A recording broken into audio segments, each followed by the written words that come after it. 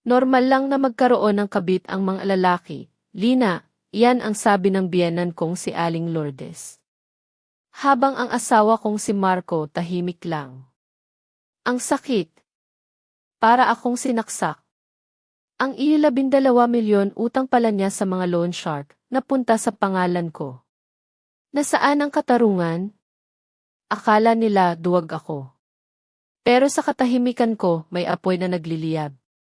Bago ka magpatuloy, mag-subscribe ka muna, baka sa katahimikan mo may isang kwentong para sa iyo. Ako si Lina Santos. 45 taong gulang na ako noon. Noon, ako ang pinagkakatiwalaang pinuno ng Departamento ng Balita sa Prime Broadcasting Network. Isa ito sa mga pinakamalaking istasyon sa buong Manila. Kilala ako bilang isang babaeng independent, masipag at iginagalang ng marami. Buong buhay ko, inilaan ko ang aking sarili sa aking pamilya, sa aking trabaho. Akala ko sapat na iyon. Akala ko ligtas na ako sa anumang unos ng buhay. Ngunit may mga bagay na hindi mo mapaghahandaan. 4.5 ng madaling araw iyon, sa mismong araw ng mga puso. Payapa ang paligid. Tahimik ang syudad ng Manila. Biglang umalingaw ang tunog ng text message mula sa aking telepono. Hindi iyon galing kay Marco, ang aking asawa. Isang estrangherong numero. Isang itim na rosas ang avatar. Kinutuban na ako. Mayroong mali. Pagbukas ko. Isang video. 1 minuto at 30 segundo. Nakita ko si Marco. Ang aking asawa. Hubot-hubad ang kanyang likod, may isang nunal sa liig na milyong beses ko nang hinalikan. Pero hindi ako ang kayakap niya.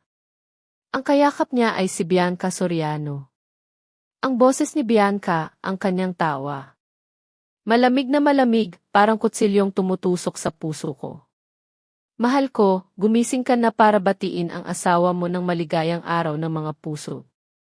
Tawa. Puno ng panunukso. Nakalimutan ko, baka nilalabhan pa niya ang damit mo ngayon, ano? Kawawa naman. Ang cellphone ko, halos mahulog sa panginginig ng aking mga kamay. Nakita ko ang Rolex sa pulso ni Marco.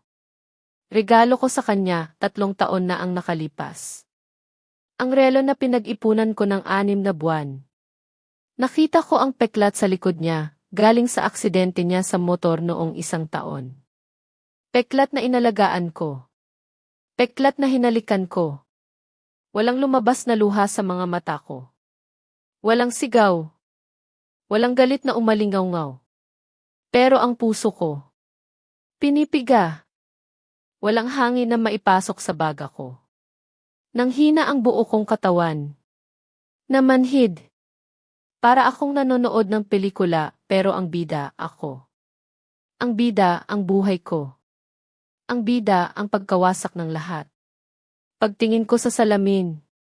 Isang Lina Santos na 45 taong gulang. May mga guhit na ng pagod sa mata, pero hindi pa rin naman laos. Hindi pa naman matanda. Pero narinig ko ang mga salita ni Bianca. Matanda na siya, magpahinga na.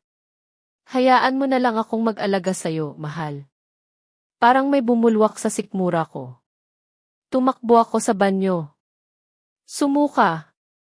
Wala namang lumalabas. Kinuskus ko ang mukha ko ng malamig na tubig. Sinampal ko ang sarili ko. 1 beses. 2 beses. Hanggang sa mamula.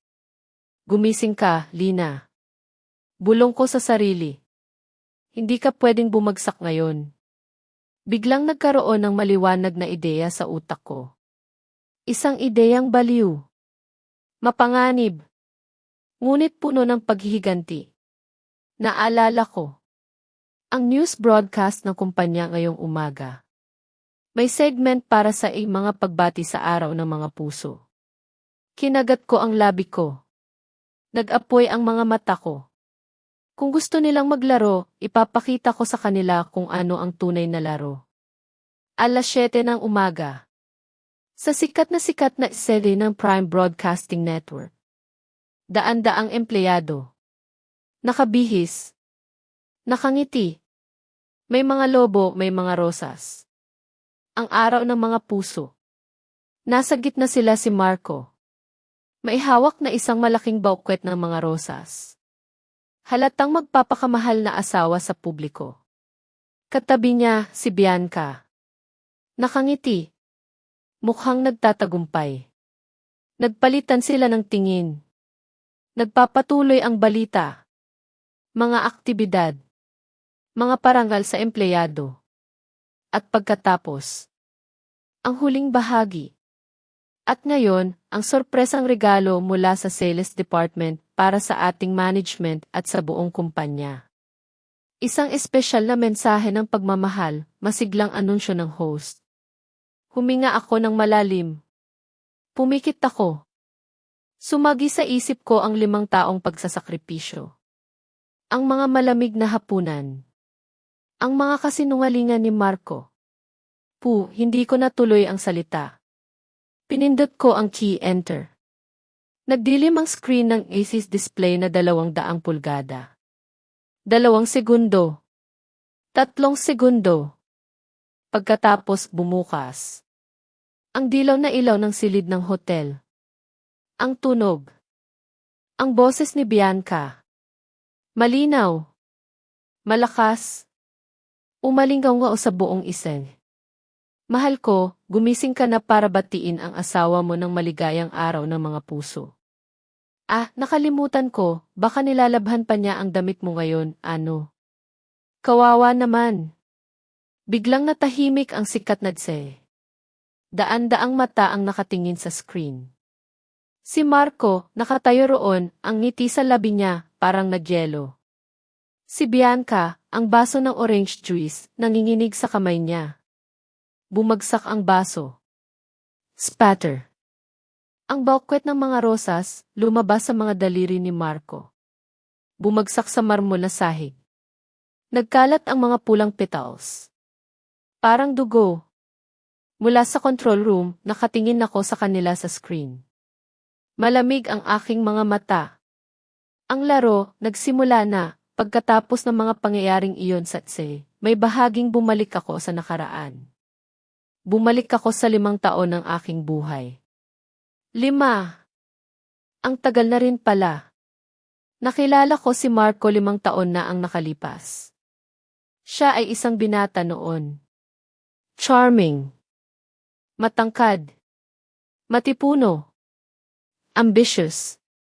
Kitang-kita ko sa mga mata niya ang pangarap. Ang pangarap na maging successful. Gusto niya ng magandang buhay. At iyon nagustuhan ko. Nahulog ako sa kanya. Buong puso ko siyang minahal. Sa panahong iyon, akala ko, siya na. Siya na ang magiging kasama ko habang buhay. Mayroon sana akong pagkakataong magmasteral. Sa Baguio City. Mayroon din akong inaalok na mas magandang posisyon doon. Malapit sa aking mga magulang. Si Mang Rogelio at Aling Lourdes. Sila ay matatanda na noon. Nag-aalala ako sa kanila. Ngunit mas nanaig ang pagmamahal ko kay Marco. Pinili ko si Marco. Pinili ko ang Manila. Iniwan ko ang Baguio. Para sa kanya. Para sa amin. Para sa pangarap na pamilya. Napakasipag ko sa Prime Broadcasting Network. Alam ko ang bawat sulok ng industriya. Mayroon akong mga connections. Ang editing. Ang paggawa ng script. Ito ang mundo ko. At ginamit ko ang lahat ng iyon para kay Marco. Siya ay isang simpleng sales employee lamang noon. Ngunit dahil sa aking tulong, sa aking mga ideya, sa aking mga koneksyon, unti-unti siyang umangat. Mula sa pagiging sales, naging assistant manager. Hanggang sa naging Vice President for External Relations. Lahat ng presentation niya, lahat ng plano niya, ako ang gumagawa ng final touch. Ako ang nagbibigay ng polished look. Palagi siyang nagpapasalamat. Palagi siyang nagsasabi, mahal ko, wala ako kung wala ka. Ang mga salitang iyon, Ngayon, parang kutsilyo na humahagod sa sugat. Unti-unti siyang nagbago. Hindi ko napansin noon. O ayaw kong pansinin. Naging abala. Palagi siyang sinasabi na maraming kliyente. Mahaba ang oras ng trabaho. Ang mga hapunan na inihahanda ko. Naging malamig. Nag-iisa. Mag-isa akong kumakain. Mag-isa akong naghihintay. Palagi siyang may dahilan. Palagi siyang may sagot. Mahal ko, kailangan kong dalhin ang mga kliyente sa Alabang kasama si Amy Tan. Matatapos na ang ecotourism project. Alam mo naman, hindi ba? Importante sa career natin. Sinusubukan kong intindihin. Sinusubukan kong kumbinsihin ang sarili ko. Mahalaga ang career ng asawa ko. Huwag akong maging mapaghinala. Ang mga babaeng nagmamahal, ganito pala. Kung minsan, mas malalim pa ang balon ng pagtitiwala kaysa sa balon ng katotohanan. Ngunit sa loob ko, mayroong kakaiba. Mayroong nagsasabi sa akin na may mali. Hindi ko lang kayang pakinggan. Hindi ko kayang tanggapin. Ayaw kong wasakin ang pangarap na pamilya. Ang pangarap na magkaroon ng anak ngayong taon. Ang Rolex. Ang relo na pinag-ipunan ko ng 6 na buwan. Nabili ko yon para sa aming 3 anibersaryo. Isang simbolo ng pag-ibig, ng pagtitiwala. At ngayon nakita ko ito. Sa video. Sa pulso ni Marco. Habang nakayakap siya sa ibang babae. Sa ibang babae na tumatawa, nang iinsulto, isang malalim na sakit. Iyon ang nakaraan, ang gabi bago ang araw ng mga puso. Hindi umuwi si Marco. Gising ako. Magdamag. Ang daming tumatakbo sa isip ko. Ang mga kasinungalingan. Ang mga dahilan. Sinubukan kong tawagan siya. Ngunit walang sumasagot. Sa dulo, sumuko ako. Ang pakiramdam ng kawalan. Unti-unting kumakalat sa buong sistema ko. Gusto kong matulog. Gusto kong kalimutan. Ngunit imposibleng gawin. Nang balak kong patayin ang alarm sa aking telepono doon. Nakita ko ang mensahe sa WhatsApp. Mula sa isang estrangherong numero. Isang itim na rosas. Nakatago ang pangalan. Maligayang araw ng mga puso, ate. Pinadala ng asawa mo ang regalo niya. Pagod na daw siya. Huwag mong kalimutan panoorin ang news broadcast ng kumpanya. May regalo ako para sa'yo doon. Magandang umaga. Basahin ko. 1 beses. 2 beses. Ang pagkawalang hiya. Ang pagkakapal ng mukha. Hindi lang sapat na inagaw niya ang asawa ko. Kailangan pa niya akong ipahiya. Sa buong mundo. Hindi lang sa akin. Kundi sa buong kumpanya. Naintindihan ko. Ayaw niya lang magpakita ng video. Gusto niya akong pahirapan. Palagay ko, mayroon din siyang ipapadalang video para sa akin. Isang video na nagpapakita ng kanilang pagmamahalan. Upang ako ay lalo pang masaktan. Isang panunukso. Isang paghihiganti. Nag-isip ako. Hindi ako umiyak. Hindi ako sumigaw. Ang sakit. Ang galit. Naging lamig. Naging yelo. Tahimik kong dinownload ang video ni Bianca. Ang video na nagpapakita ng aking asawa at ang kanyang kabit. Binago ko ang pangalan ng file. Ginawa kong mga pagbati mula sa sales department, LHIAPA. Naghanda ako ng isang blankong EXP. Ang plano. Unti-unting nabuo sa isip ko. Sa newsroom. Ang aking kaharian. Doon ako may kapangyarihan. Doon ko kontrolado ang lahat ng impormasyon. Biglang bumukas ang pinto. Pumasok si Bianca Soriano. Ang bago sa sales department. Ang taong aktibong inirekomenda ni Marco. Nakasuot siya ng cream-colored na silk blouse. Ang blusang iyon, ang blusang binili ko para kay Marco noong 1 buwan. Pero hindi niya sinusuot. Tiningnan ko siya. Ang kanyang almond-shaped na mata. Ang kanyang mapangahas na ngiti. Ang parehong mata. Ang parehong ngiti. Sa video, nilapitan niya ako. Walang bahid ng pagkakonsensya. Lina, narinig ko ikaw daw ang bahala sa news broadcast ngayon? Bakit, sagot ko? Walang bahid ng emosyon ang boses ko. Mayroon akong EXP dito. Kinuha niya ang isang kulay pulang EXP. Pula. Ang kulay ng pagmamahal. At pagtataksil. Ito ang regalo sorpresa mula sa sales department. Ayaw ni Marco na panoorin mo para hindi masira ang sorpresa. Paki-insert mo sa dulo ng programa, ha? Ngumiti siya. Isang nakakapanuksong ngiti. Tulad ng ngiti niya sa video. Kinuha ko ang EXP. Nanginginig ang aking kamay. Pero hindi sa takot. Hindi na. Ang galit. Kumukulo. Naging matalim na pag-iisip, ito na. Ang regalo. CJ. Ngumiti ako. Isang malamig na ngiti. Isang ngiting kinatatakutan ko rin. Kung regalo sorpresa ito ni Marco at ng sales department, tutulungan kita. Huwag kang mag-alala. Tinalikuran niya ako. Nakaswing ang kanyang balakang. Parang ahas. Hindi niya alam. Naghukay siya ng sarili niyang hukay. Ang pagmamahal ko sa'yo, Marco, ay naging abo na. Ngayon, ang abo na iyon ang gagamitin ko para sunugin kayo, mga mahal kong tagapakinig. Kung Jeffy, tulungan akong mag-comment ng isa sa ibaba, upang malaman kung mayroon pa ring mga kasama ko sa buong paglalakbay na ito.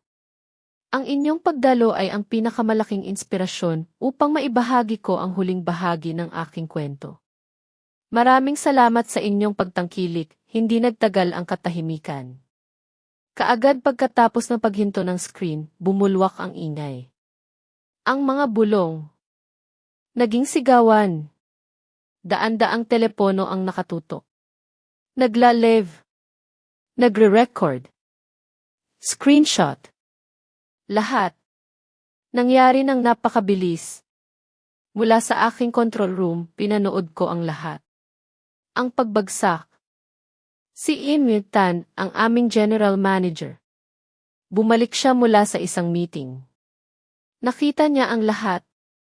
Ang mukha niya, kulay pula sa galit. Patayin yan. Sino ang technician? Nasaan ang security? Sigaw niya. Naging itim ang screen. Ngunit huli na. Naitala na ang lahat.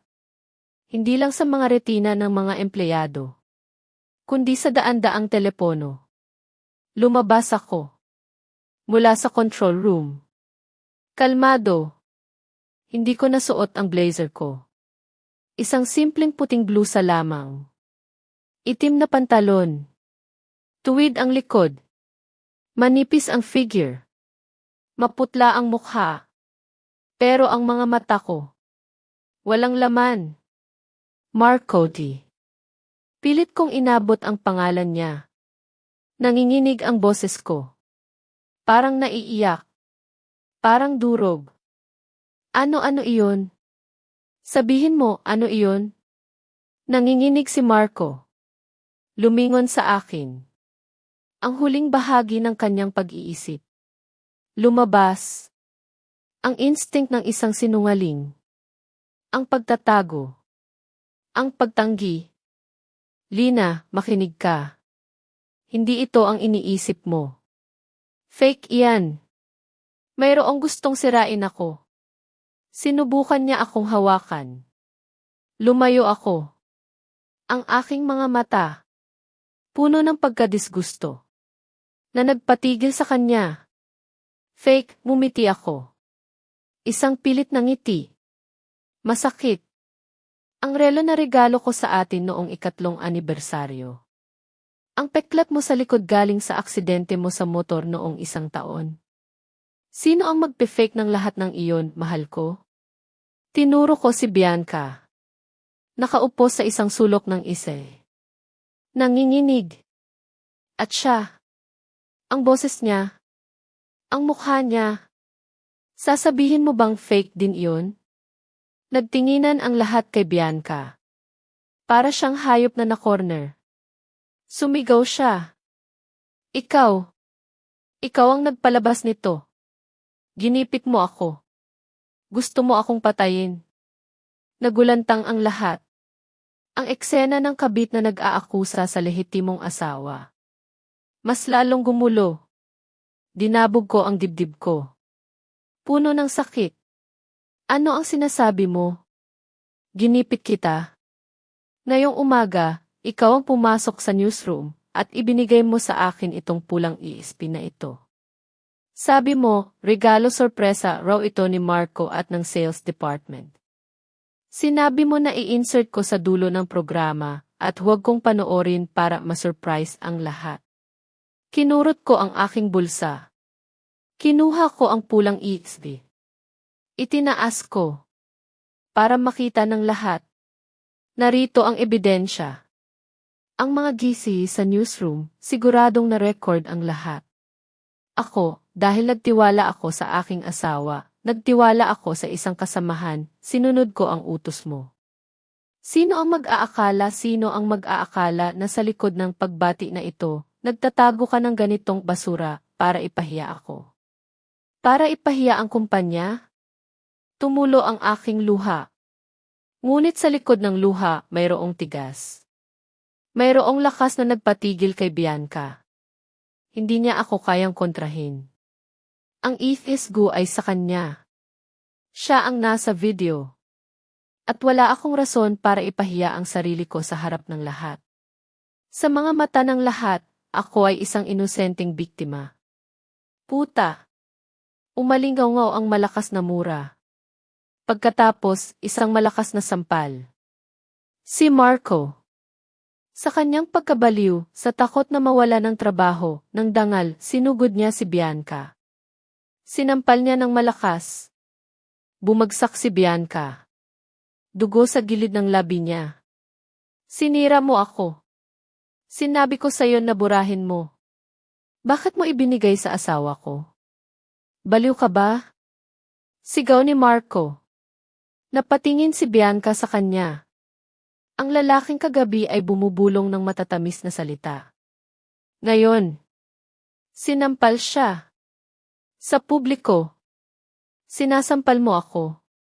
Naglakas loob kang sampalin ako. Sumugod si Bianca. Kinamot niya si Marco. Ikaw ang nagsabi sa akin na i-video. Sabi mo para daw sa alaala. Sabi mo ang asawa mo ay parang troso na. Wala kang pakiramdam. Pagod ka na. At ngayon, ako ang sinisisi mo. Nagulo ang lahat. Ang Vice President for External Relations at ang sales employee nag-aaway. Nagsisigawan. Sa sikat na tselid ng Prime Broadcasting Network. Sa gitna ng mga petals ng rosas. Pinaghiwalay sila ng security. Lahat sa conference room, kasama si Lina. Sigaw ni Emmy Tan. Nanginginig ang boses niya sa galit. Ang karamihan nagkalat. Ngunit ang mga bulong. Hindi tumigil. Isang tsunami ng balita. Nagsimula. Sa Manila, pagkatapos ng lahat ng gulo sa kumpanya, kinailangan kong magpatuloy. Kailangan kong lumaban. Ayaw kong mawala ang lahat. Nagmaneho ako ng aking Toyota Race. Sariling pera ko ang pinambili ko rito. Papunta ako sa bahay. Ang bahay na tinawag kong itahanan sa loob ng 5 taon. Sa Ayala Avenue. Isang malaking bahay, 3 palapag. Ngayon, mukhang disyerto. Pagpasok ko sa gate, nakita ko. Ang aking mga damit. Ang aking mga libro. Ang aking mga gamit. Nakakalat sa semento. Marumi. Ang aking paboritong damit. Gusot. Ang aking mga libro sa editing. Punit. Umiti ako. Isang mapait na ngiti. Alam ko na. Si Aling Lourdes. Ang aking biyenan. Siya lang ang kayang gumawa ng ganito. Isang pagkabata. Isang pagkaduwag. Nilampasan ko ang mga gamit ko. Parang basura. Dumiretso ako sa sala. Mabigat ang hangin sa loob. Tulad ng lamay. Nakasandal si Mang Rogelio, ang aking biyenan, sa sofa. Nagsisigarilyo siya ng pipa. Makapal ang usok. Si Aling Lourdes, nakaupo sa tabi niya. Nagpupunas ng luha. Ngunit ang kanyang mga mata. Matatalas. Aba, naglakas loob ka pang bumalik dito. Malandi. Sinisira ang pamilya. Sigaw ni Aling Lourdes. Matinis ang boses niya. Huminto ako sa gitna ng sala. Hindi ako umupo. Hindi ako yumuko. Tiningnan ko siya ng diretsyo. Kalmado ang boses ko. Magandang araw po, Itay. Inay. Nagbalik ako para kuhanin ang mga natitirang gamit ko. Tungkol sa kung sino ang malandi at sinisira ang pamilya.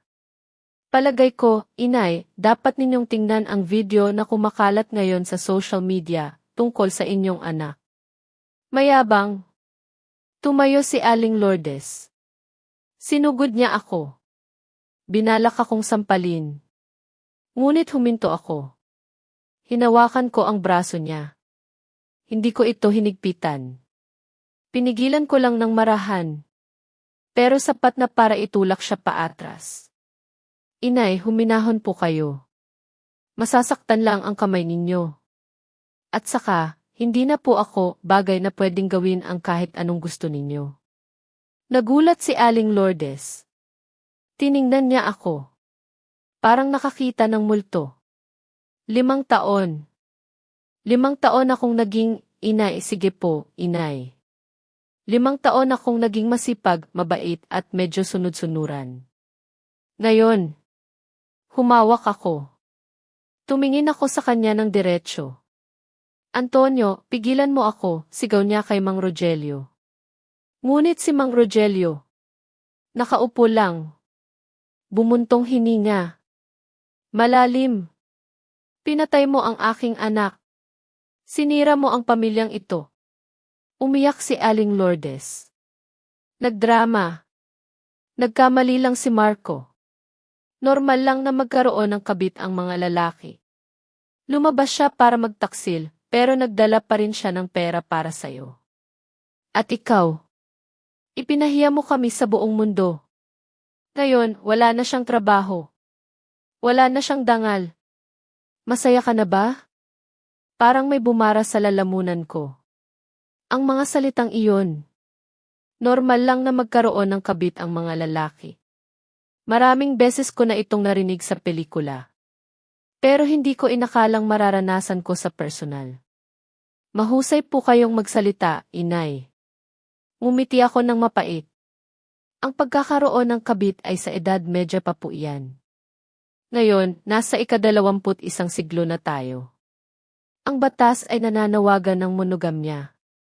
Ang anak ninyo ay hindi lang nagtaksil sa akin, pinayagan pa niya ang kanyang kabit na i-video ako at ipahiya ako.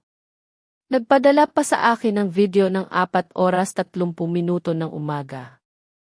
Alam ba ninyo kung ano ang pakiramdam niyon, Inay? O ang dangal lang ng anak ninyo ang inaalala ninyo? Inilabas ko ang aking telepono. Binuksan ko ang mensahe ni Bianca. Ipinakita ko kay Aling Lourdes. Tingnan ninyo ito, Inay. Matanda na siya, magpahinga na. Ito ba ang uri ng babae na pinapakasarap ng inyong anak? Ginamit niya ang aming ipon para bilhan siya ng mga bag at isang Rolex, habang ang aming dishwashing machine ay 3 buwan ng sira at hindi niya man lang inayos. Gusto ninyo bang tiisin ko iyon? Titiis para sa inyong apo. Tiningnan ni Aling Lourdes ang screen. Nag-alinlangan siya nang makita ang mapangahas na mensahe. Ngunit ang pagiging ina, ang instinct na protektahan ang anak, nanaig sa lahat ng katwiran. Pero kasalanan mo rin iyan. Hindi mo kasi kayang panatilihin ang iyong asawa. Malamig ka. Puro katrabaho. Si Marco ay lalaki. Kailangan niya ng tamis. Mas matalino si Bianca. Alam niya kung paano siya pasayahin. Kaya siya lumihis. May kasalanan ka rin. Napatawa ako. Isang malakas na tawa. Pero puno ng pagkasuklam. Kasalanan ko. Kasalanan ko na isinakripisyo ko ang aking career sa Baguio para lang maging manugang ninyo dito sa Manila. Kasalanan ko na ginastos ko ang lahat ng bonus ko para bilhan ng supplement si Itay at mga bagong damit si Inay. Kasalanan ko na nag-overtime ako para lang mabayaran ang mga utang ni Marco sa sugal noong 1 taon. Nakalimutan ninyo na ba iyon, Inay? Narinig ang salitang isugal. Umubo si Mang Rogelio ng malakas. Inilapag niya ang pipa. Tiningnan niya ako. Malabo ang mga mata. Tama na ang usapan, sabi niya. Nangyari na ang nangyari. Ngayon, nasa gipit na sitwasyon si Marco. Ikaw ang asawa. Dapat kang maging mapagpasensya. Bumalik ka sa kumpanya at itama mo ang sinabi mo. Sabihin mo na nagkamali ka, na selos lang, at ikaw ang nag-set up. Ililigtas mo ang career ng asawa mo at pagkatapos, pipilitin namin siya na magpatawad sa iyo at putulin ang relasyon niya sa babaeng iyon. Tiningnan ko si Mang Rogelio. Napakalaking pagkadismaya. Sa mga mata niya, mas mahalaga ang dangal at career ng anak niya kaysa sa dignidad ng kanyang manugang. Gusto nilang akuin ko ang lahat ng kasalanan. Maging isang selosa at baliw na babae para lang malinis ang pangalan ng kanilang anak. Itay, sa tingin ninyo ba, tanga ang mga tao para maniwala sa ganoong dahilan? Umiling ako. At saka, sasabihin ko sa inyo ng malinaw, sa huling pagkakataon. Maghihiwalay kami ni Marco. Handa na ang mga papeles. Hindi ako babalik sa isang taksil. Hiwalay? Sigaw ni Aling Lourdes. Naglakas loob ka. Kung aalis ka sa bahay na ito, wala kang makukuha kahit 1 sentimo. Ang bahay na ito ay sa aming mga magulang. Ang lupa na ito ay sa aming mga magulang. Aalis ka dito nang walang dala. Hindi ko na kailangan ang bahay, sagot ko. Malamig ang aking mga mata. Pero babawin ko ang sa akin. Ang 1 milyon na inipon ko sa pangalan ni Marco para sa aming magiging anak, kukunin ko lahat. At ang Toyota Race, pera rin iyan na ibinigay sa akin ng aking mga magulang para bilhin. Ang mga dokumento ay nasa pangalan ko. Ikaw. Walang masabi si Aling Lourdes. Nanginginig. Biglang. Umalingaw-ngaw ang tunog ng sasakyan. Mabilis. Si Marco. Dumating na. Sumugod siya sa bahay. Parang bagyo. Malakas ang amoy ng alak. Magulo ang damit. Pula ang mga mata. Puno ng galit. Pagkakita niya sa akin sa gitna ng sala, sumabog siya. Puta. Naglakas loob ka pa ring bumalik dito. Kinuha niya ang kristal na ashtray sa mesa. Inihagis niya sa akin. Malakas. Crash. Mabilis akong umiwas. Tumama sa dingding. Nagkapira-piraso. Ang mga piraso. Lumipad. Sumagi sa bukong-bukong ko. Dugo. Bahagya. Marco, baliw ka ba? Sigaw ni Mang Rogelio. Tumayo para pigilan siya. Pero si Marco. Wala na sa sarili. Kakalabas lang niya sa trabaho. Ininsulto ni Bianca. Pinagtatawanan ng mga kaibigan niya sa text. Lahat. Nagkolekta. Naging bomba. At ako. Ang detonator. Papatayin kita. Ipinawala mo ang lahat sa akin. Ikaw ang nagpalit ng video, hindi ba? Alam kong ikaw yon, babaeng demonyo. Sumugod si Marco. Hinawakan niya ang buhok ko. Sinubukan niya akong hilahin. Napakasakit. Ang anit ko. Pero ang instinct na mabuhay. Lumabas. Mas malakas kaysa kailanman. Hindi ako umiyak. Hindi ako nagmakaawa. Itinaas ko ang aking kamay. At sa buong lakas ko. Sinampal ko si Marco. Sap! Ang sampal. Hindi niya inaasahan. Natigilan siya. Binitawan niya ang buhok ko. Lumayo ako. Kinuha ko ang mop na nakasandal sa sulok ng sala. Itinutok ko ang metal na hawakan sa mukha niya.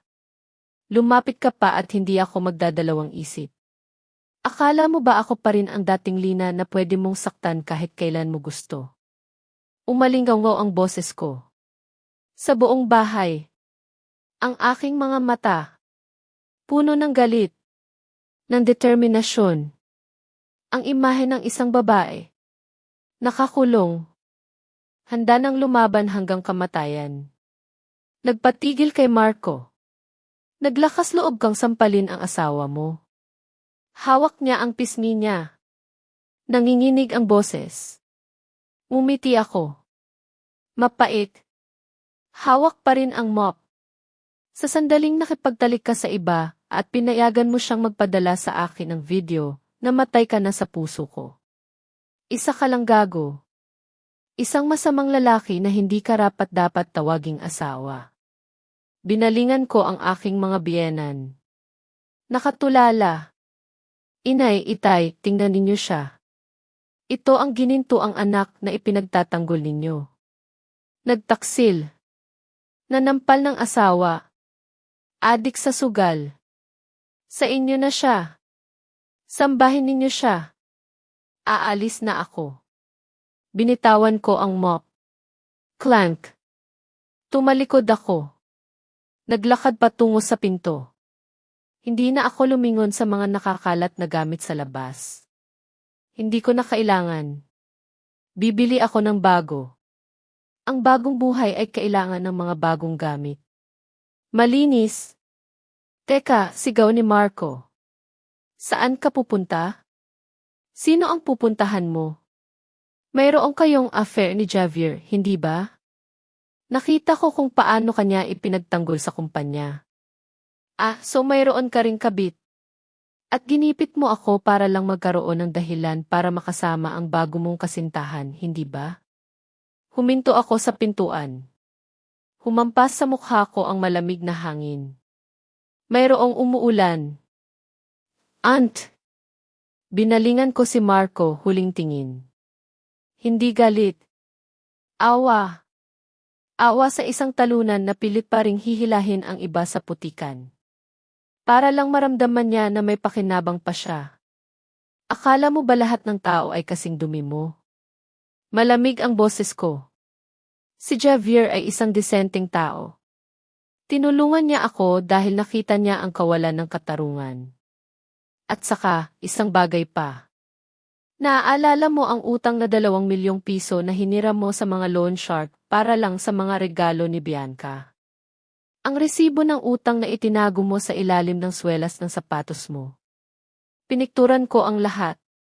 Kung maglakas loob kang saktan ako o ang aking pamilya, ipapadala ko iyan sa finance company at sa pulis. Tingnan natin kung may kinabukasan ka pa pagkatapos nyon. Namutla si Marco. Ang kanyang pinakamadilim na sikreto. Ang kinakatakutan niya. Alam ko. Alam ko ang lahat. Noon pa. Kailan mo pa alam nanginginig ang boses niya? Mula nang magsimula kang magtago. Umiling ako.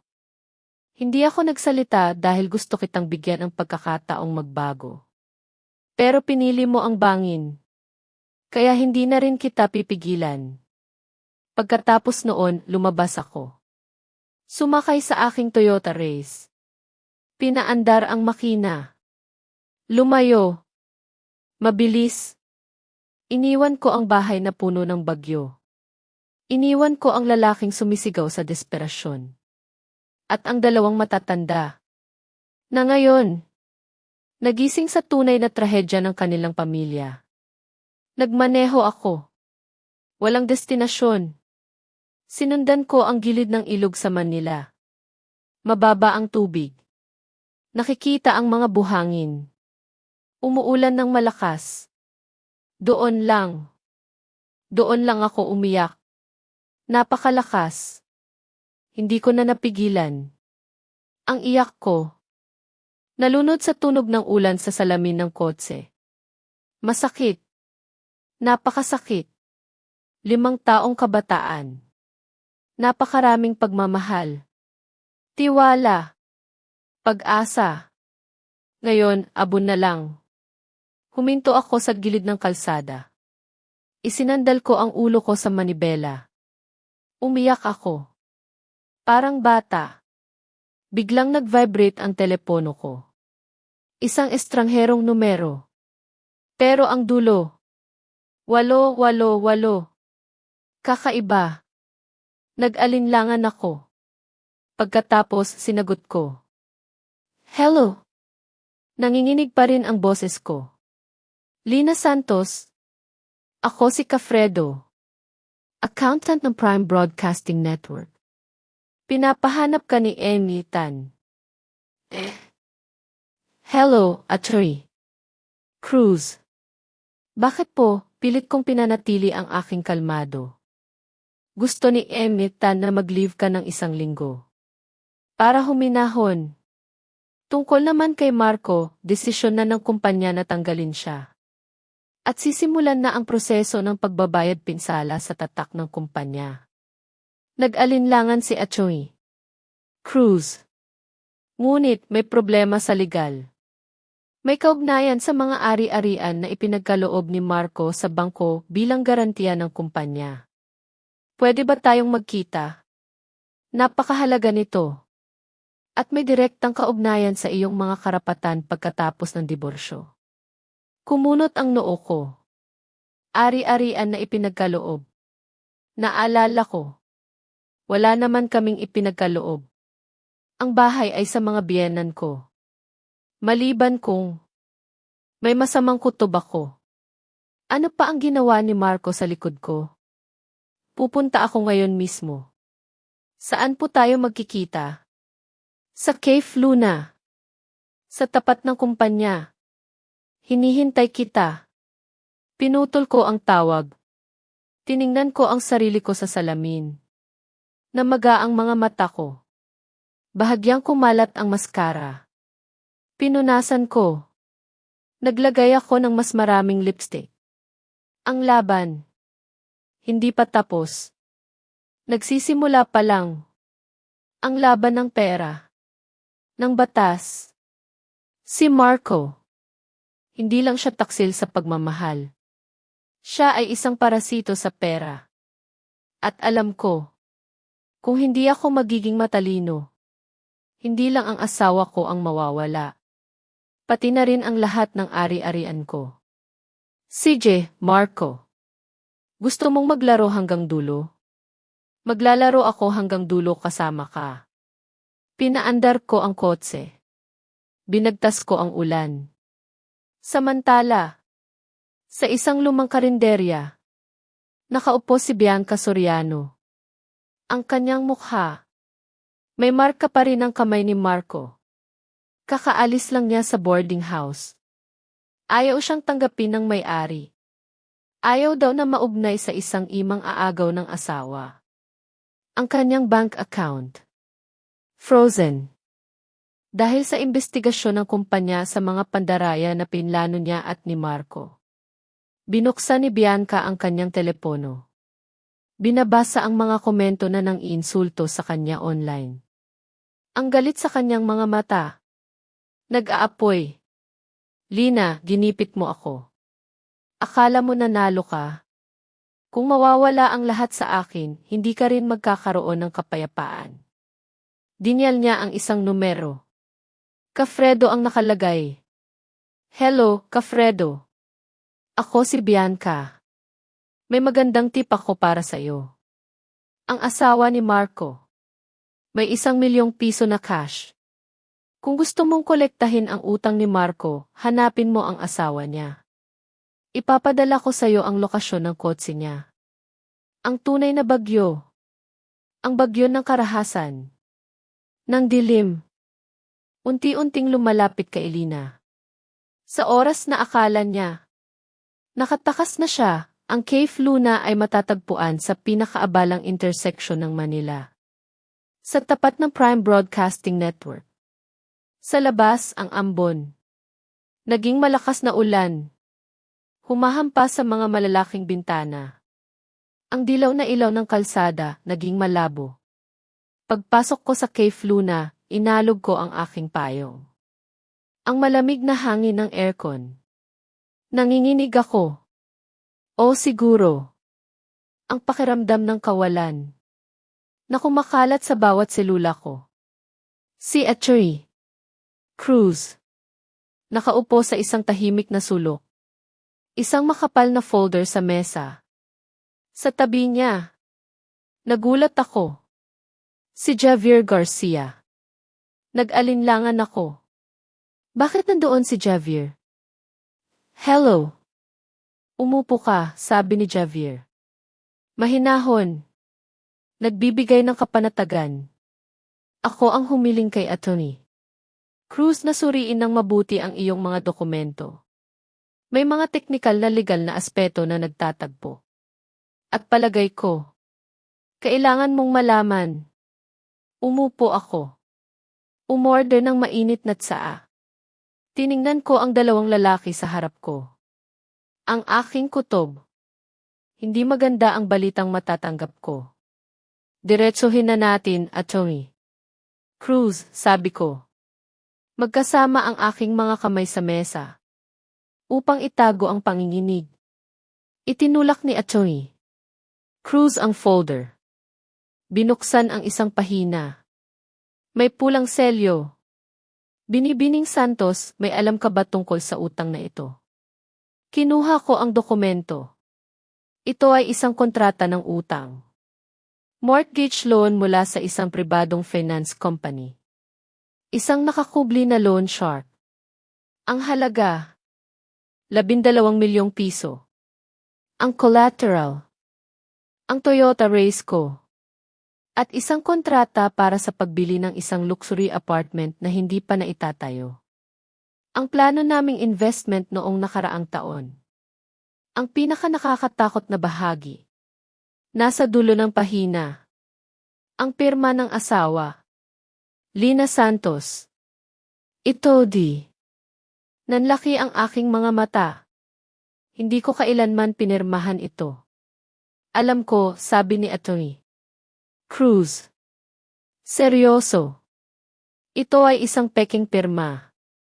Ginamit ni Ginoong Reyes ang iyong personal na impormasyon at pinirmahan ang iyong pangalan upang makuha ang utang na ito 3 buwan na ang nakakaraan. Ang layunin na nakasaad sa file. Investment sa negosyo. Ngunit ang aming investigasyon ay nagpapakita na ang pera ay inilipat sa iba pang personal na account. Para bayaran ang mga sugal at mga mamahaling binili. Sugal, bulong ko. Pakiramdam ko, gumuho ang lupa sa ilalim ng aking mga paa. Alam kong mahilig si Marco sa sugal. Pero hindi ko inakalang aabot siya sa ganito. 12 milyong piso. Napakalaking halaga para sa isang mag-asawa. Ang problema ay ito, patuloy ni Javier. Ipinihit niya ang screen ng kanyang laptop. Ang kontratang ito ay may probisyon na nagsasaad na kung ang nangutang ay maging insolvent o lumabag sa batas tulad ng pagkakaso o pagtanggal sa trabaho, ang nagpapautang ay may karapatang kumpiskahin ang mga ari-arian na inilaan agad. Nang walang paglilitis. Sa madaling salita, ang kotse na ginagamit mo at ang iyong mga ipon, theoretical na nasa kamay nila. Sumpa. Dinabog ko ang mesa. Naglabasan ang mga luha. Ng galit. Niloko niya ako. Niloko niya ako para pirmahan ang mga blankong papeles na nakasingit sa gitna ng insurance paperwork. Sabi niya, routine procedure lang daw. Nagtiwala ako sa kanya. Ang katangahan ng pagtitiwala. Ang pinakamataas na presyo na binabayaran ko. Akala ko. Kontrolado ko ang aming pera. Ngunit si Marco. Lihim na sinisira ang lahat. Pinapakasarap niya si Bianca. Sa pawis ko. Sa luha ko. Sa aking pinansyal na seguridad. Kaya, ano ang dapat kong gawin ngayon? Hindi ako pumirma. Maaari ko ba siyang kasuhan ng fraud? Nagmamadali kong tanong. Maaari, sagot ni Atty. Cruz. Pero ang proseso ng ekspertong pagtatasa ng pirma ay magtatagal. Siguro buwan. At sa panahong iyon, hindi magpapahinga ang mga nagpapautang. Ito ang kumpanya ni Cafredo, ang may peklat. Ang pinuno ng mga loan shark sa lugar na ito. Hindi sila nagtatrabaho ayon sa batas. Nagtatrabaho sila ayon sa batas ng kalye. Nanginginig ang telepono ko. Isang tawag. Mula sa estrangherong numero. Tiningnan ko ang screen. Tiningnan ko si Javier. Tumango siya. Ipinapahiwatig na dapat kong sagutin. Pero naka-loudspeaker. Hello. Isang boses ng lalaki. Magaspang. Parang aspalto. Umalingaw-ngaw. Si Binibining Santos, hindi ba? Ako si Cafredo. Sa tingin ko, alam mo na may malaking utang ang asawa mo sa akin. Hindi ako humiram ng pera. Sino ang nangutang? Siya ang magbayad, sagot ko. Pilit kong pinananatili ang boses ko. Matatag. Gusto ko ang paraan ng pagsasalita mo. Pero ang pangalan mo ay nasa papel. Ang pirma mo ay nandoon. Si Marco ay wala ng pera. Hindi ko siya hinahanap. Hinahanap kita. Narinig ko mayroon kang 1,000,000 piso na cash. At ginagamit mo ang aking kotse. Magkita tayo sa San Francisco Street, numero 88. Ngayon na. Huwag mo akong pilitin na puntahan ka. Hindi maganda iyon. Tatawagan ko ang pulis. Tumawag ka. Pagdating ng pulis, ipapakita ko sa kanila ang kontrata ng utang. Sibil na usapin lang ito. Pero, Binibining Santos, malayo ang biyahe mula dito papunta sa bahay ng mga magulang mo sa Baguio. Ang mga kalsada ay bako-bako. Umuulan. Kung masira ang kotse sa kalagitnaan ng daan, problema iyon. Ang banta. Hindi mapagkakamalan. Alam niya. Alam niya na pupunta ako sa Baguio. Alam niya ang ruta ko. Sinusundan niyo ako. Hindi. Mayroong isang mabait na kaluluwa ang nagbigay ng impormasyon. Si Bianca. Sabi niya, ginipit mo raw siya. Kaya ipinakita niya sa akin kung nasaan ka. Binibining Santos, malupit ang mga babae sa isa't isa, hindi ba? At pinutol niya ang tawag. Bumagsak ang aking kamay. Bianca. Muli. Hindi lang niya gusto ang asawa ko at ang dangal ko. Ngayon, gusto niya akong ipapahamak. Ginagamit niya ang mga loan shark para maghiganti. Alam nila na pupunta ako sa Baguio, sabi ko. Galit ang mukha. Haharangan nila ang kalsada. Kumunot ang noo ni Javier. Mabilis siyang nag-isip. Nag-type siya sa keyboard. In-access ang internal heat system ng kumpanya. Kung saan nakakabit ang lahat ng kotse ng kumpanya at mga personal na kotse. Ang kotse mo. Tiningnan niya ako. Mayroong kakaibang isik device na naka-install. Siguro, inilagay ni Marco. Para kontrolin ka. At ngayon, siya o si Bianca. Binigyan nila ng access ang mga loan shark. Kaya, kailangan kong iwan ang kotse. Hindi, sabi ni Javier. Tumayo siya. Determinado ang mga mata. Kung iiwan mo ang kotse, pupuntahan nila ang bahay ng mga magulang mo para gumawa ng gulo. Kailangan nating ilabas ang ahas sa kanyang butas at tapusin dito. Nagtitiwala ka ba sa akin? Tiningnan ko si Javier. Hindi siya kamag-anak. Isang kasamahan lang. Pero sa gitna ng bagyo na ito, siya lang ang tanging pwedeng kapitan. Nagtitiwala ako. Ganito ang plano. 30 minuto ang lumipas. Ang pulang Toyota race ko. Lumabas sa central parking. Lumipad sa gitna ng malakas na ulan. Patungo sa South Bridge. Palabas ng syudad. Hawak ko ang manibela. Mahigpit. Walang nakaupo sa tabi ko. Bag ko lang. Pero hindi ako nag-iisa. Isang itim na Ford Ranger. Tahimik na sumusunod. Mga 50 metro ang layo. Ang coach ni Javier Garcia.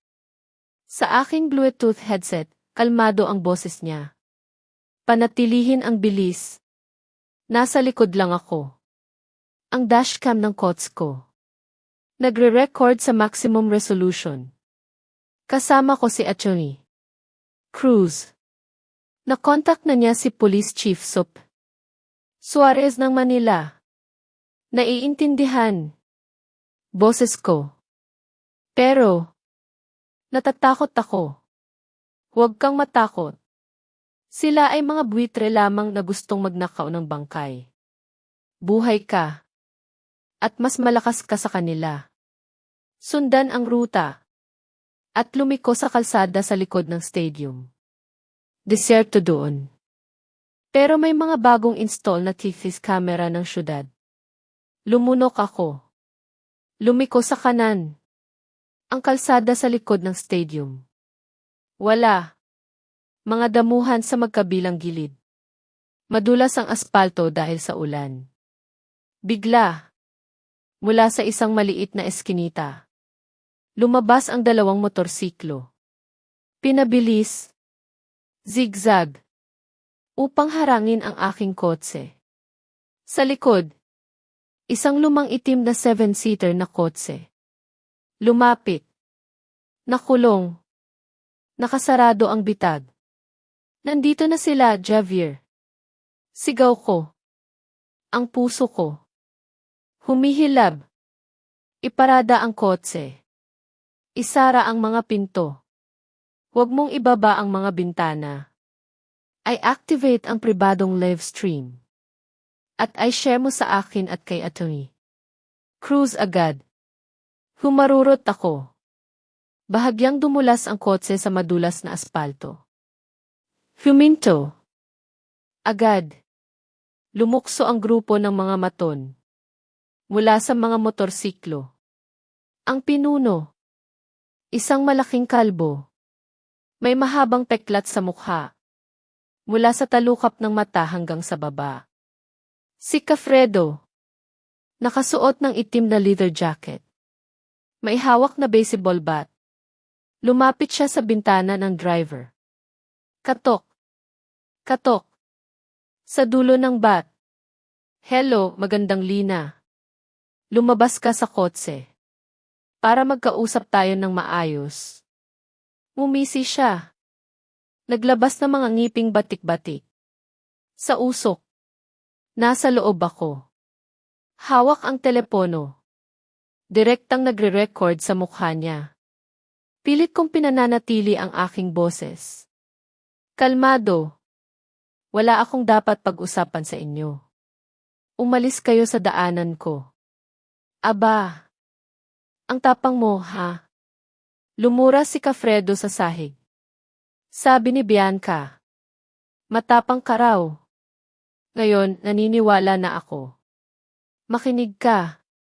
Niloko ka ng asawa mo. Pero totoo ang perang ipinahiram ko. Kung hindi ka magbabayad, dudurugin ko ang kotse mo. Pagkatapos, pupuntahan ko ang bahay ng mga magulang mo. Para makipag-usap. Itinaas niya ang bat. Binalak hampasin ang windshield. Sa loob. Nanginginig ako. Sa takot. Ang takot. Naubos. Ngunit pagkatapos. Ang larawan ni Bianca. Nakangiti. Nagtatagumpay. Ang larawan ni Marco. Duwag. Sumagi sa isip ko. Gusto nila akong ikulong. Gusto nilang matakot ako. Gusto nilang lumuhod ako. At magmakaawa. Hindi. Mas gugustuhin kong mamatay ng nakatayo kaysa mabuhay ng nakaluhod. Pinindot ko ang busina. Malakas. Ang tunog ng busina. Tumagos sa ulan. Parang sigaw. Ng isang nasugatang hayop.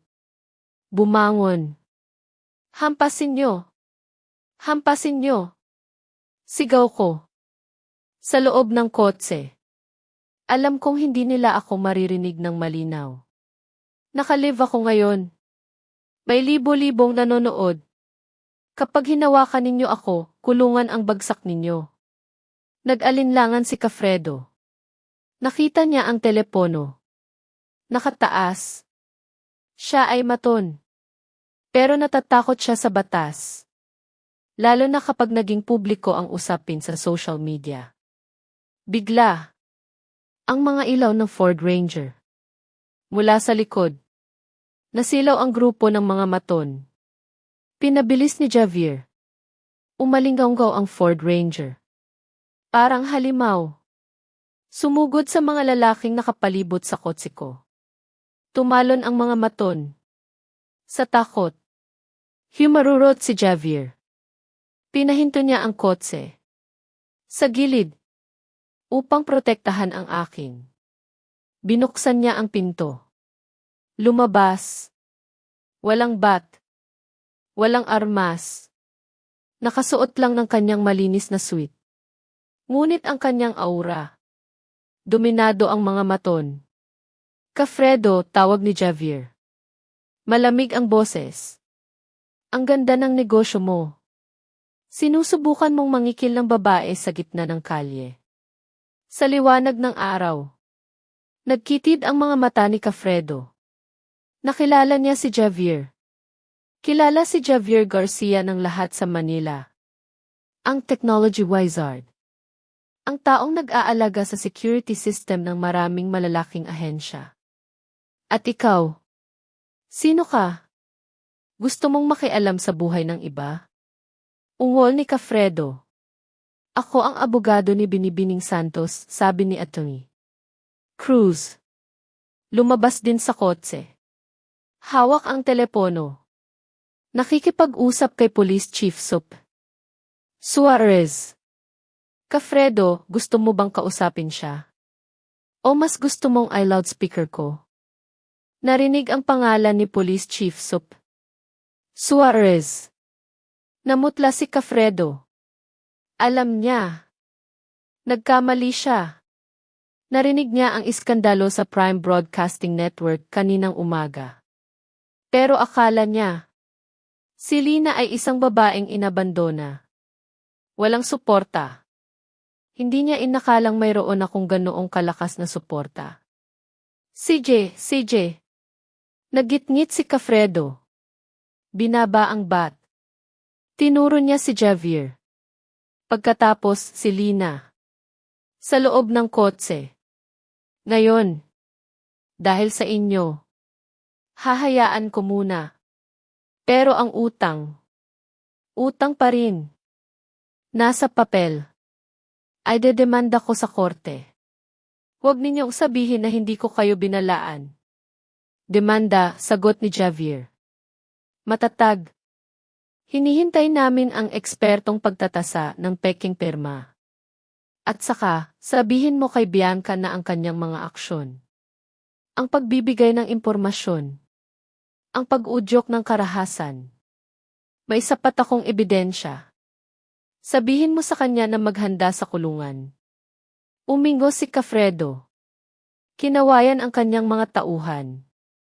Umalis. Ang tunog ng mga motorsiklo. Nawala. Naging tahimik ang kalsada. Doon lang. Nang tuluyan nang nawala ang mga maton, naglakas loob akong buksan ang pinto. At lumabas. Hindi na ako kayang suportahan ang aking mga binti. Napaluhod ako. Sa tabi ng gulong, naglabasan ang mga luha.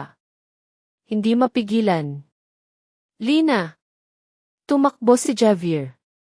Hinawakan ako. Niyakap ko ang braso niya. Umiyak ako. Napakalakas. Gusto nila akong patayin. Bakit? Ano ang ginawa kong mali? Bakit nila ako ginaganyan? Walang sinabi si Javier. Hinagod niya lang ang aking balikat. Pinayagan akong ilabas ang lahat ng takot ko. Naintindihan niya. Ito ang aking pinakamahina. Ang aking pinakatao. Wala kang ginawang mali, sabi ni Javier. Mahinahon. Ang boses niya. Naging isa sa tunog ng ulan. Pinili mo lang ang maling tao para pagkatiwalaan. Pero tapos na. Nandito ako. Walang makakasakit sa'yo. Ang mga salitang iyon. Sa gitna ng malamig na ulan ng Manila. Parang isang maliit na apoy. Nagpapainit sa namamatay na puso ko. Si Etchery Cruz. Mula sa quotes ni Javier. Tumingin. Bumuntong hininga. Alam niya. Ang laban sa batas.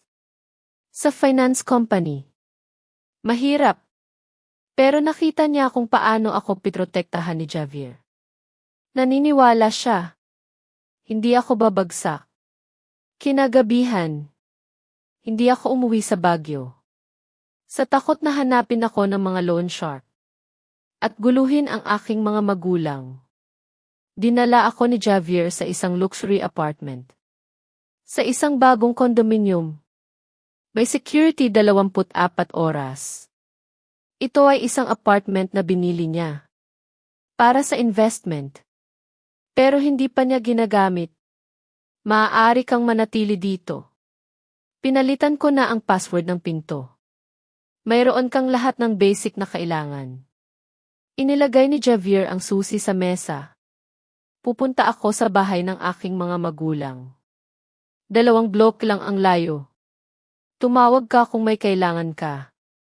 Nakasandal ako sa sofa. May hawak na tasa ng mainit na gatas. Tiningnan ko ang estranghero ngunit komportableng apartment. Pakiramdam ko. Napakalaking pasasalamat. Bakit ka napakabait sa akin, tanong ko. Tiningnan ko siya. Maigi. Isang kasamahan lang ako. At nakasama ako sa isang iskandalo. Nasa tabi si Javier ng bintana. Nakatingin sa iluminadong syudad.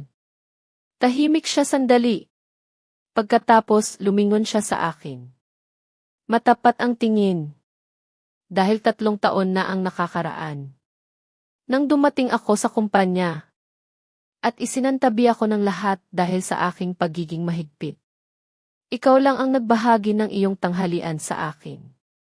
At tinuruan mo akong makibagay. Siguro nakalimutan mo na.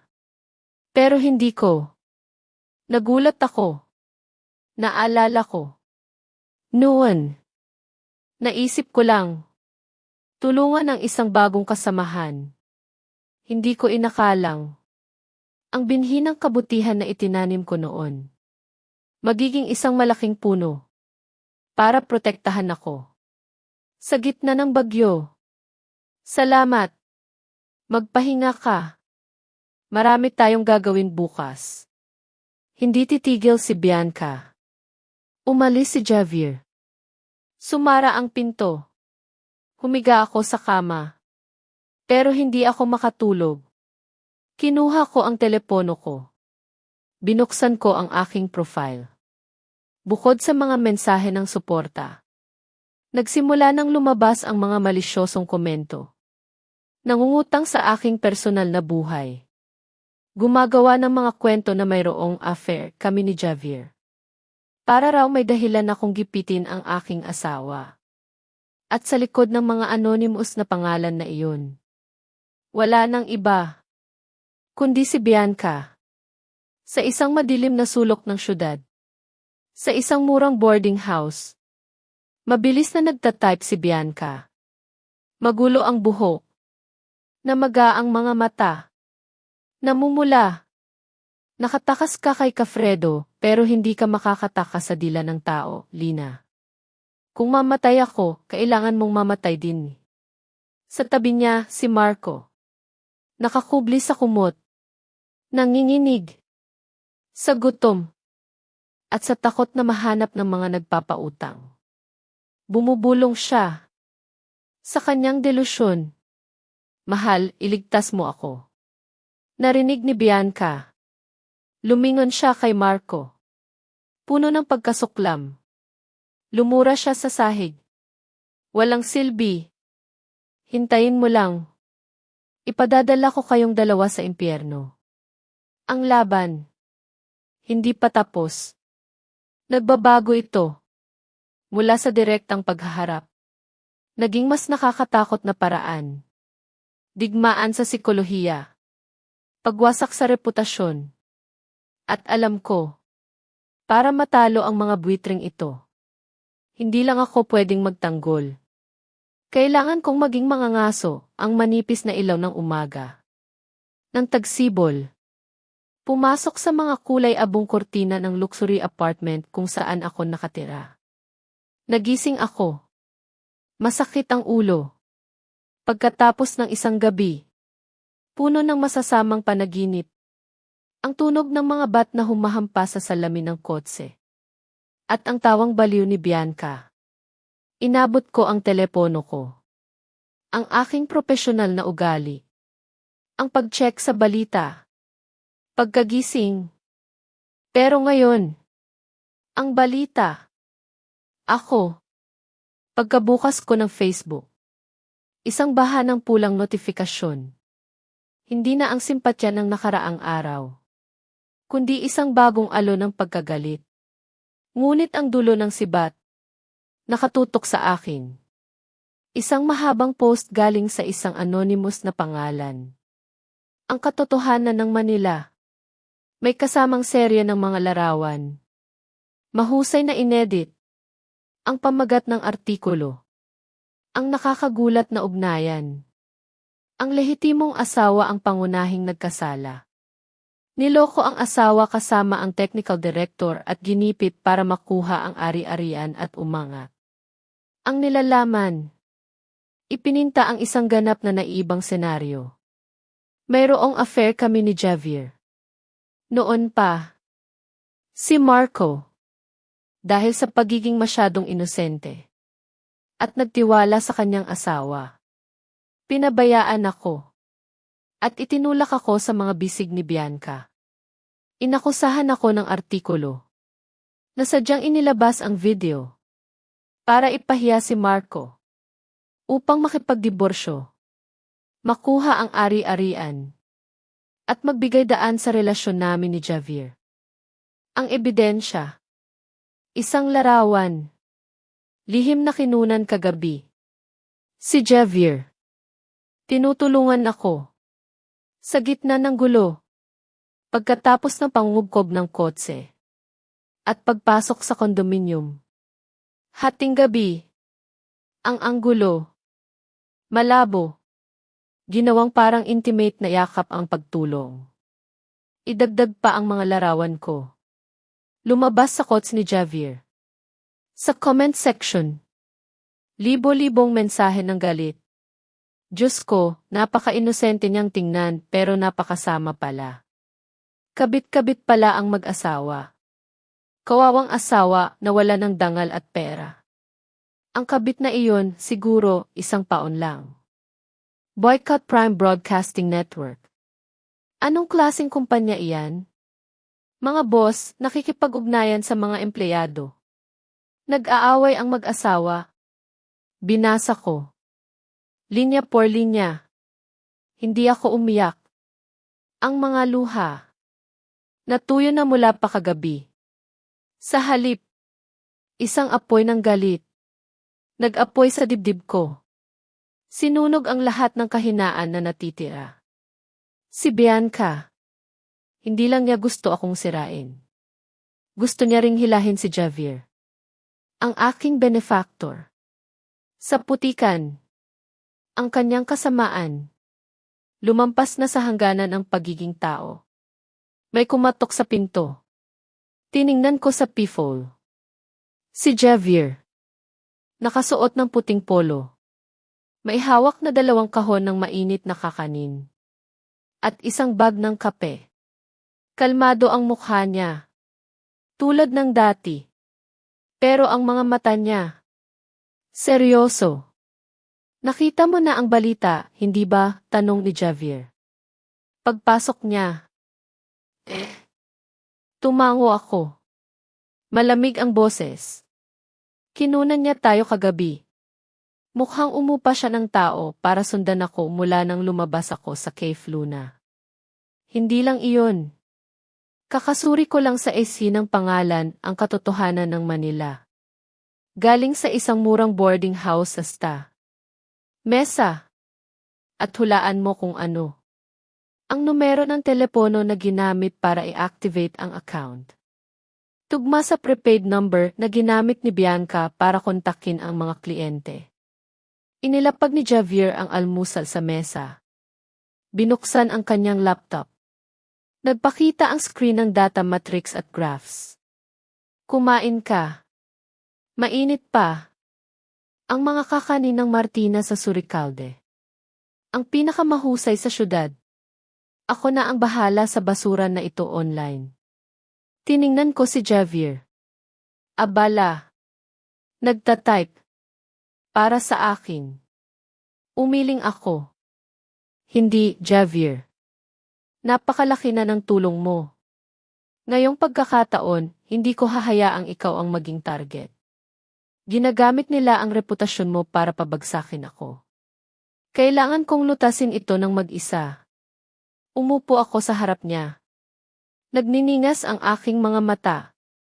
Maaari mo bang mag-set up ng isang improvised recording studio dito? Gusto kong mag-live stream. Hindi para ipagtanggol ang sarili ko, kundi para magdeklara ng digmaan. Tiningnan ako ni Javier. Ngumiti siya. Bilang pag-apruba. Gusto niya ang lakas na iyon sa akin. Hindi isang pilit na lakas, kundi ang tapang ng isang taong nakulong at nagpasya na lumaban. CJ, I set up ko ang pinakamahusay na live stream system. Ang pinaka-stable na koneksyon. At ako ang magiging moderator para i-filter ang mga basurang komento para sa iyo. Pero ano ang balak mong sabihin? Sumipsip ako ng kape. Itim. Mapait. Malalim ang aking mga mata. Tulad ng isang lawa sa mga bundok ng Pilipinas. Sa tahimik na tubig, ipapakita ko sa kanila ang hubad na katotohanan. Hindi kalahati ng katotohanan, kundi ang lahat. Kasama ang pekeng kontrata ng utang. 8:00 ng gabi. Prime time sa social media. Sa opisyal na profile ni Lina Santos. Natahimik sa loob ng 2 araw. Biglang nag-activate ang live stream. Ang pamagat. Para kay Bianca, Marco at sa mga nagtatago sa anino, handa na akong magsalita. Sa loob ng 5 minuto, umakyat ang bilang ng mga manonood. Sa 10,000. Pagkatapos 20,000. Lahat ng tao sa Manila. Mula sa nagtitinda sa kalye hanggang sa mga opisyal ng gobyerno. Nakatutok sa kanilang mga telepono. Lumabas ako sa kamera. Hindi ako nakasuot ng pang-ospital na pajama. Hindi na maga ang aking mga mata sa kakaiyak. Nakasuot ako ng isang simpleng itim na damit. Pero elegante. Nakapusod ang buhok. Ang mukha. Maganda. Nagpakita ng mature na kagandahan. At kapangyarihan. Sa likod ko, ang setting ng modernong apartment. Sapat na para ipakita na maayos ako. Hello sa inyong lahat. Ako si Lina Santos. Mahaba ang boses ko. Malinaw. Walang panginginig. Sa nakalipas na 2 araw, naging tahimik ako. Naging tahimik ako dahil akala ko. Pagkatapos na maibunyag ang katotohanan, ang mga nagkamali, magsisisi, o kahit man lang, magkakaroon ng sapat na kahihiyan para tumigil. Ngunit nagkamali ako. Ang kabaitan sa masama ay kalupitan sa sarili. Kinuha ko ang isang makapal na folder. Ngayon, may mga bulong-bulungan. Naniloko ko ang aking asawa. Naginipit ko siya para makuha ang ari-arian. Kung gayon, pag-usapan natin ang ari-arian. Itinaas ko ang kontrata ng utang na 12 milyong piso na may peking pirma. Sa harap ng kamera, si Javier nag-zoom in sa dokumento. Ito ay isang kontrata ng utang na 12 milyong piso na may usurious interest. 3 buwan na ang nakakaraan. Ang umutang, ang asawa ko, Marco Reyes, at ang garantor. Ironic. Ako, na may pirma na hinding-hindi ko pinirmahan. Sumabog ang online community. Ang mga komento, nagsasali-salin. Imposibleng basahin. Diyos ko, humiram ng 12 milyong piso at pekehin ang pirma ng asawa. Kulungan iyan. Naku, ang asawa pala ang may utang. At ngayon, sinisisi ang asawa para makuha ang ari-arian. Nagpatuloy ako. Mas matatag ang boses ko. Saan napunta ang 12 milyong piso? Hindi ito ginamit para magtayo ng bahay o mag-invest. Ginamit ito para magsugal sa mga online betting sites at bumili ng mga mamahaling regalo para sa aking kuting. Ang tao ngayon, nagpapakabiktima sa social media. Ipinakita ko ang bank statement na na-access ni Javier mula sa cloud data na napabayaan ni Marco. Enero 14. 5,000 piso ang inilipat. Description, bumili ng ihibag para sa aking kuting. Aking kuting ang tawag kay Bianca. Enero 20. 20,000 piso ang inilipat. Description, mag-load ng ihi account sa gaming site. At ang pinakamasama, kahapon, nang kakakalis ko lang sa bahay ng aking asawa. Nang walang dala, napalibutan ako sa kalsada ng isang grupo ng mga maton. Sinubukan nilang basagin ang mga bintana at binalaan ang aking buhay upang kolektahin ang utang na ito na hinding-hindi ko hiniram. Ipinakita ko ang video mula sa dashcam ng kotse ni Javier. Ang eksena ni Cafredo. Nagbabanta. Hawak ang baseball bat. Ako. Sa loob ng kotse. Takot. Malinaw. At nakakatakot. Sinasabi nila may kabit ako kay Javier. Nandoon siya, pero hindi para sa isang date. Siya at si Achoy Cruz ang nagligtas ng buhay ko mula sa mga mangungolekta ng utang na inupahan ng aking sariling asawa at ng kanyang kabit. Tiningnan ko ng diretso ang kamera. Ang aking mga mata. Tumago sa screen. Tumago sa kaluluwa ng 2 nagtatago. Marco, Bianca, alam kong nanonood kayo. Akala niyo ba kaya ninyong patayin ako sa pamamagitan ng mga anonymous na account at opinyon ng publiko? Nagkakamali kayo. Hindi ako mahinang kandila sa hangin. Ako ay apoy. Kung mas hihipan ninyo ako, mas lalong magliliyab ako. Ito ang aking huling babala. Naipadala ko na ang lahat ng ebidensya ng peking pirma, paninirang puri, at banta sa buhay sa mga otoridad. Maghintay kayo ng subwena ngayong gabi. Mag-enjoy kayo sa inyong huling oras ng kalayaan. Tinapos ko ang live stream sa isang matinding aksyon. Pinunit ko ang aking larawan sa kasal. Kasama si Marco. Sa harap mismo ng kamera. Tapos na ang kasal. Magkita tayo sa korte. Nagdilim ang screen. Humiga ako sa sofa. Bumuntong hininga. Malalim. Lumapit si Javier. Binigyan ako ng isang baso ng maligamgam na tubig. Mahusay ang ginawa mo. Napakahusay. Sa tingin mo, ano ang reaksyon nila, tanong ko. Malalim ang tingin. Sa kawalan. Magkakainan sila sa isa't isa. Iyan ang batas ng mga desperado. Sa isang lumang boarding house sa Sta. Mesa. Amoy amag. Amoy murang sigarilyo. Nakaupo si Marco at Bianca sa isang gusot na kama. Mga mata. Nakatutok sa screen ng telepono. Nakakatapos lang. Namutla sila. Nagpatuloy ang katahimikan sa silid. Mas mabigat pa sa tingga.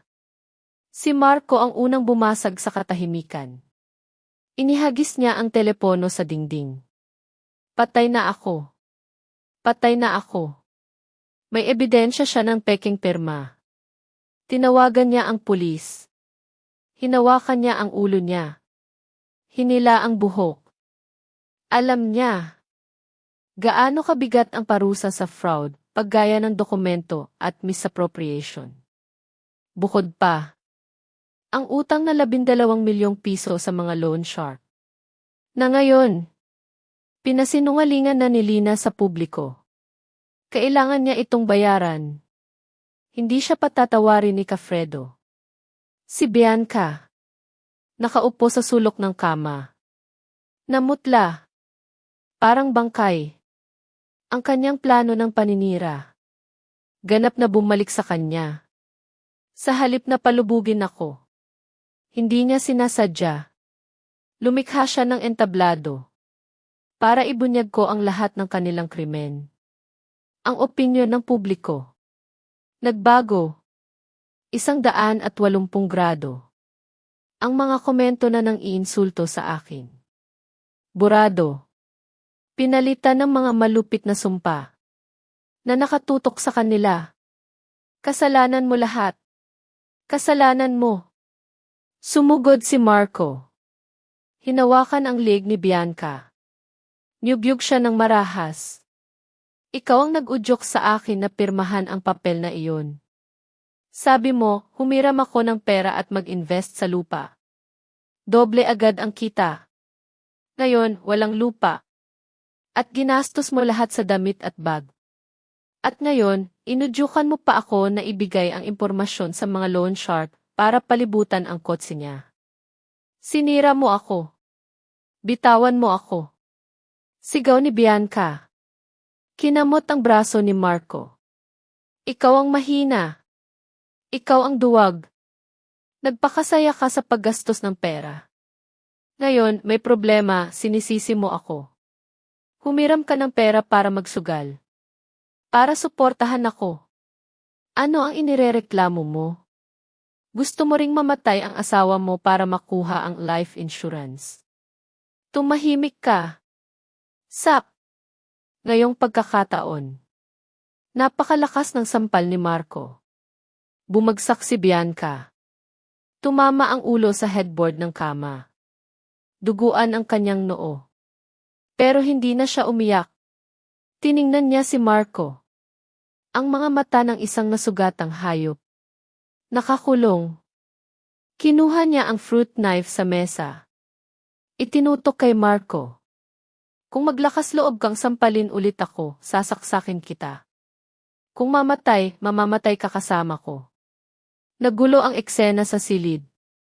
Ang dalawa na nagpalitan ng halik at nagvideo ng intimate. Ngayon, nagtutukan ng kutsilyo at suntok. 2. Ang kwento ni Lina Santos ay nagtatapos dito. Ano ang naiisip mo tungkol sa naging desisyon ni Lina? Kung ikaw kaya si Lina, may iba ka bang gagawin? Ibahagi ang iyong mga saloobin sa comment section sa ibaba. Binabasa ko po ang bawat isa. Kung ang kwentong ito ay nagbigay sa iyo ng pag-iisip o anumang damdamin, huwag kalimutang mag-iwan ng isang like, ibahagi sa isang kaibigan na naniniwala kang madarama rin ang kwento, at mag-subscribe sa channel Ang Tahimik na Ganti upang hindi mapalampas ang susunod na mga misteryo. Magkita-kita tayo sa susunod na kwento, at malay mo, sa susunod ikaw na mismo ang magiging bida.